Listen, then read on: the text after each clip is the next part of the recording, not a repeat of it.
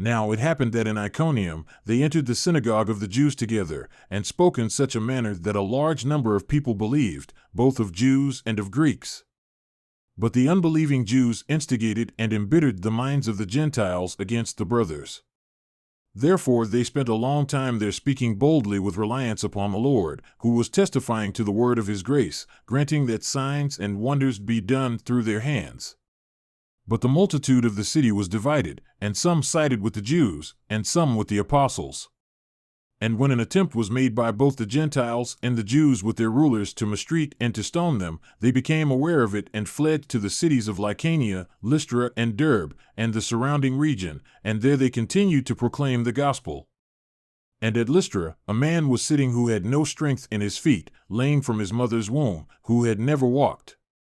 This man listened to Paul as he spoke, who, when he fixed his gaze on him and saw that he had faith to be saved from being lame, said with a loud voice, "Stand upright on your feet."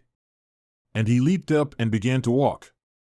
And when the crowd saw what Paul had done, they raised their voice, saying in the Lycaonian language, "The gods have become like men and have come down to us."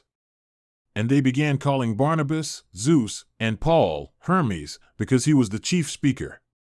And the priest of Zeus, whose temple was just outside the city, brought oxen and garlands to the gates, and was wanting to offer sacrifice with the crowds. But when the apostles Barnabas and Paul heard of it, they tore their garments and rushed out into the crowd, crying out and saying, "Men, why are you doing these things? We are also men of the same nature as you, proclaiming the gospel to you that you should turn from these vain things to a living God, who made the heaven and the earth and the sea and all that is in them.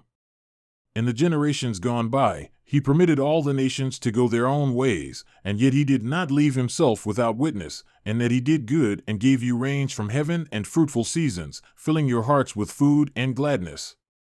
And saying these things, with difficulty they restrained the crowds from offering sacrifice to them. But Jews came from Antioch and Iconium, and after winning over the crowds and stoning Paul, they were dragging him out of the city, supposing him to be dead. But while the disciples stood around him, he rose up and entered the city.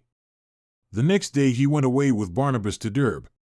And after they had proclaimed the gospel to that city and had made many disciples, they returned to Lystra and to Iconium and to Antioch, strengthening the souls of the disciples, encouraging them to continue in the faith, and saying, "Through many afflictions we must enter the kingdom of God."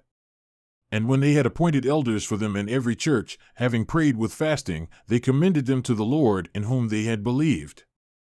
And when they passed through Pisidia, they came into Pamphylia. And when they had spoken the word in Perga, they went down to Attalia. And from there they sailed to Antioch, from where they had been committed to the grace of God for the work that they had fulfilled. And when they had arrived and gathered the church together, they began to report all things that God had done with them and how he had opened a door of faith to the Gentiles. And they spent not a little time with the disciples.